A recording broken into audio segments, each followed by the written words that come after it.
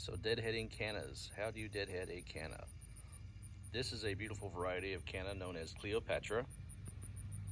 Has nice variegated foliage, and the flowers can either be entirely yellow, entirely red, or a mixture of both, as it is a true chimera.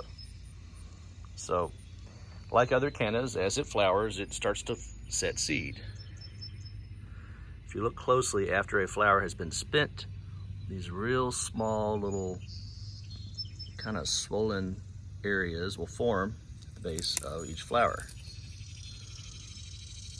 You want to pick these off, or you can wait till the entire flower stalk has finished and just cut those off right here. You can see there's kind of a new stem coming up on the side there. On the left, that will produce a new flower stalk within a few days usually, and you'll get a whole new set of flowers that come out. If you do not deadhead, take this entire stalk off, the plant will put energy into producing seed and it will slow down flowering. So to keep the plant full of blooms and looking great, be sure to deadhead your cannas. As always, please subscribe to the channel and like the videos.